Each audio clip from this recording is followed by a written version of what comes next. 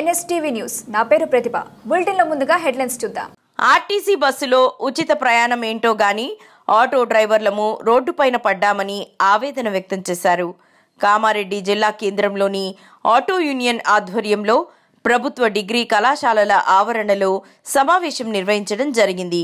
ఈ సందర్భంగా auto drivers union సభ్యులు మాట్లాడారు.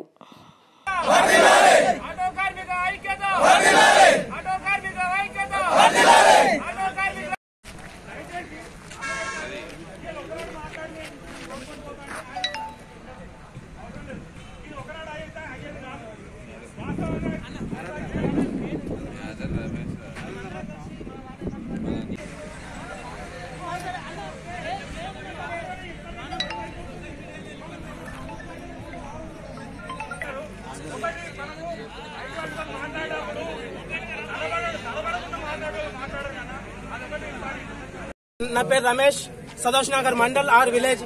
మేము ఈరోజు కామెడీ జిల్లా ఆటో యూనియన్ అందరము ఈరోజు హాజరు కావడం జరిగింది. ఇక్కడ కామారెడ్డి కాలేజ్ గ్రౌండ్ లో హాజరు కావడం జరిగింది. ఎందుకనగా మాకు ఆటో ఈ రోజు నిర్ణయం తీసుకున్న ప్రభుత్వము ఉచిత బస్సు ప్రయాణము మా మీద, ఆటో వాళ్ళ మీద, మా ఆటో కార్మికులకు మాకు ఈరోజు అన్యాయం జరిగిందని చెప్పేసి ఈరోజు సీఎం గారి కానీ అందరికి ప్రతి ఒక్క ప్రజలకు మేము కోరుకుంటున్న విన్నపం ఏంటంటే మాకు కూడా జీవన ఉపాధి కల్పించాలని ఈ ప్రభుత్వాన్ని మేము కోరుకుంటున్నాము. ఎందుకంటే మేము ఈ రోజు ఆటో ఫైనాన్స్ గాని మా ఈ రోజు చూస్తే భార్య పిల్లలను ఈ రోజు మేము ఏ విధంగా నడుపుకోవాలి? మాకు ఈ రోజు ప్రొద్దున తీస్తే మా డీజిల్కే సరిపోతుంది మా పైసలు అనేది. అటువంటిప్పుడు మేము ఇంతగానం పనిచేస్తున్నాము, ఇంతగానము మేము ఇది చేసుకున్నాము. ఇటు ఆటో ఫైనాన్స్ కట్టుకోవాలన్నా నెలకు 9,000 రూపాయలు, లేదు మా కుటుంబ భారము మేము భరించుకోవాలన్నా ఏది మాకు అనేది మాకు అయోమయంలో పడిన దుస్థితి. ఈ రోజు మా డిస్టిక్ వైజ్ గా చూస్తే, మా కామెడీ జిల్లా వైజ్ గా చూస్తే 15,000 ఆటోలు, 15,000 కుటుంబాలు ఈ రోజు రోడ్డున పడ్డాయి. స్టేట్ వైజ్ గా చూస్తే 13 లక్షల ఆటోలు రోడ్డున పడడం జరిగింది. మొత్తం ఒక ఆటోకు నలుగురు జిల్లా వ్యాప్తంగా కామారెడ్డి జిల్లాలో ఉన్నటువంటి వివిధ మండలాల నుండి, వివిధ గ్రామాల నుండి ఇక్కడికి వచ్చి ఆటో డ్రైవర్లు తమ యొక్క సమస్యల మీద మాట్లాడుకోవడం జరిగింది. భవిష్యత్ కార్యాచరణ మీద మాట్లాడుకోవడం జరిగింది. ఈ భవిష్యత్ కార్యాచరణ ఎలా చేయాలి, ఎలా ముందుకెళ్తే మనకు న్యాయం జరుగుతుంది అనే విషయం మీద మాట్లాడడం జరిగిందే తప్ప ప్రభుత్వంలో మేము వ్యతిరేకంగా ఎలాంటి నిర్ణయాలు తీసుకోలేదు. ప్రభుత్వంకు మేము ఒక వినతి పత్రాల రూపంగా మేము శాంతియుతంగా మేము ఎలా ముందుకెళ్లాలి అని చెప్పేసి ఈ రోజు కామారెడ్డి జిల్లాలో ఉన్నటువంటి వందలాది మంది కార్మికులు ఇక్కడికి వచ్చి, ఆటో కార్మికులు వచ్చి కొన్ని నిర్ణయాలు తీసుకోవడం జరిగింది. రేవంత్ రెడ్డి గారు, అయ్యా సీఎం గారు, ముఖ్యమంత్రి గారు, మీరు పెట్టినటువంటి మేనిఫెస్టో బాగానే ఉంది. అందులో కాస్త మమ్మల్ని ఆటో యూనియన్ కార్మికులను కూడా మీరు ఒకసారి గుర్తించండి.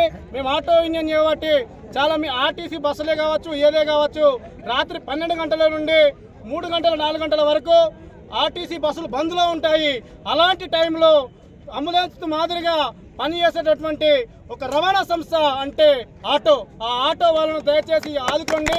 ఈ ఆటో వాళ్ళు రేపు ఇవాళ కొన్ని ఇన్సూరెన్స్లు చేసుకొని కొన్ని కొత్తగా కొనుక్కున్న వాళ్ళు ఆటో వాళ్ళు ఉన్నారు. వాళ్ళు నెల ఈఎంఐలు కట్టాలి. ఈఎంఐలు కట్టలేని పరిస్థితి వాళ్ళు ఆత్మహత్యలకు దాడి తీస్తారు. ఆత్మహత్యలు చేసుకునే పరిస్థితికి వస్తుంది. కాబట్టి సీఎం రేవంత్ గారు ఈ త్వరలోనే ఇప్పుడు మీరు జరపబోయే ఈ కేబినెట్ సమావేశంలో ఈ ఆటో యూనియన్ రాష్ట్ర వ్యాప్తంగా, కామారెడ్డి కాదు, రాష్ట్ర వ్యాప్తంగా, మండల వ్యాప్తంగా, జిల్లా వ్యాప్తంగా అంతటా కూడా ఆందోళనలు జరుగుతూనే ఉన్నాయి. వాటిని మీరు దృష్టిలో తీసుకొని మీరు వెంటనే తక్షణమే ఈ ఆటో డ్రైవర్ల సమస్యలు, పలు రకాల సమస్యలు అయితే ఏవైతే ఉన్నాయో వాటిని పరిగణలోకి తీసుకొని ఆటో డ్రైవర్ల సమస్యలను మీరు మీ అసెంబ్లీలో తీర్మానంలో పెట్టి ఆమోదం చేసి ఆటో డ్రైవర్లకు ఏవైతే 5 డిమాండ్స్ ఉన్నాయో ఆ 5 డిమాండ్స్ మీరు వాళ్ళకు ఆటో డ్రైవర్లకు ఇచ్చి వారిని ఆదుకోవాలని చెప్పేసి ప్రభుత్వాన్ని మా ఆటో డ్రైవర్ల పక్షాన వేడుకుంటా ఉన్నాము. అందరం కూడా పెద్ద ఎత్తున ఇక్కడ కాలేజీ గ్రౌండ్లో మీటింగ్ పెట్టుకొని మేమందరం కూడా చర్చించుకున్నాము.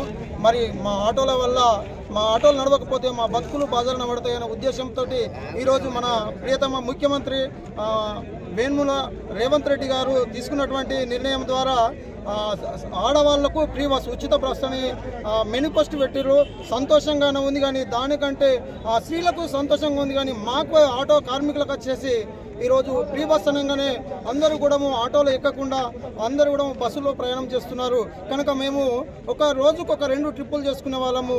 ఇప్పుడు ఒక్క ట్రిప్ కూడా సగం ట్రిప్ కూడా కాలేకపోతుంది. కనుక మా ఆటో యూనియన్ సభ్యులందరం కూడా కోరుకునేది ముఖ్యమంత్రి గారిని ఒకటే, ఆడవారికి ఏ విధమైనటువంటి న్యాయం చేస్తున్నావో మాకు కూడా ప్రభుత్వం వెంటనే నిర్ణయం తీసుకొని మీరు ఇచ్చినటువంటి మేనిఫెస్టోలో ఇచ్చినటువంటి ఆధారాల ప్రకారంగానే ఇక్కడ రాజంపేట గేట్ దగ్గర మీరు ఎన్నికల ప్రచారంలో ముందుగా మీరు ఏదైతే కండిషన్ ఆటో కార్మికులకు జీవన భృతిగా ఒక నెలకు 15,000 రూపాయలు ఇస్తా అని మీరు మాట ఇచ్చినారు. అదే మాట ప్రకారంగా మా ఆటో యూనియన్ సభ్యులందరికీ కూడా మీరు అదే నెలకు 15 నుంచి 20,000 రూపాయలు మాకు ఇవ్వగలిగితే మా యొక్క ఆటోలకు ఉన్నటువంటి ఇన్స్టాల్మెంట్లు కట్టుకోగలుగుతాము, మా కుటుంబాన్ని పోషించుకోగలుగుతాము, మా పిల్లలను చదివించుకోగలుగుతాము. లేకపోతే మీరు ఏ నిర్ణయం తీసుకోకపోతే మా కుటుంబాలు అన్ని కూడా రోడ్డున పడిని ఏదో ఒక రకంగా ఆత్మహత్య చేసుకునే అవకాశం ఉంది. కనుక దయచేసి మేమందరం కూడా కోరుకునేది ఏంటంటే ఒకటే విషయము, మా ఆటో కార్మికులపై మీరు సమస్యను వెంటనే పరిష్కరించి మీరు తగిన నిర్ణయం తీసుకొని మాకు జీవన భృతి ఇవ్వవలసిందిగా కోరుచున్నాము. అదేవిధంగా మేమందరం కూడా ఆటో యూనియన్ సభ్యులందరం కలిసి ఒక నిర్ణయం తీసుకున్నాము. ఇంతకుముందు ఉన్న ప్రభుత్వము ఒక రైతుకు ఒక గుంట భూమి ఉంటే ఆ రైతు ఒకవేళ నష్టంలో లేదా పాము కాటుదారునో కరెంట్ షాక్ దారునో పడి చనిపోతే ఆ కుటుంబానికి 5 లక్షల తక్షణ సాయం ఇచ్చింది. మా ఆటో కార్మికులకు కూడా మేము బ్రతికేది రోడ్ల మీద కనుక ఎక్కడ వెళ్ళినా యాక్సిడెంట్లు కావచ్చు, మేము మంచిగానే వెళ్తుండొచ్చు, పక్కవారు ఏదో ఒక రకంగా మాకు నష్టం జరిగినప్పుడు తక్షణమే మాకు కూడా ఒక 5 లక్షల ఇన్సూరెన్స్ను మాకు కూడా తక్షణమే రిలీజ్ చేయాలని మేము ముఖ్యమంత్రిని కోరుకుంటున్నాము.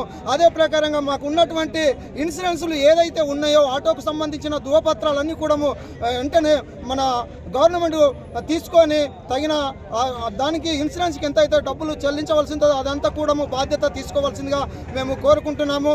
లేదంటే మేము అంతా కూడా శాంతియుత పోరాటం చేస్తున్నాము. మిమ్మల్ని ఏదో దూషించి కాదు, ఏదో హింసించి కాదు. కనుక మా అందరిపైన మీరు దృష్టి ఉంచి మేము పెట్టినటువంటి షరతులను మీరు మన్నించి మాకు మంచి అవకాశం కల్పిస్తారని మేము కోరుకుంటున్నాము. ఒకవేళ మీరు స్పందించకపోతే మేము ఇంకా కూడా నిరసనలు తెలుపుతూ ప్రభుత్వం దృష్టికి తీసుకెళ్లేంత వరకు కూడా మేము న్యాయపరమైనటువంటి పోరాటమని ఈ సభముఖంగా మీడియా మిత్రులందరికీ కూడా మనస్ఫూర్తిగా ధన్యవాదాలు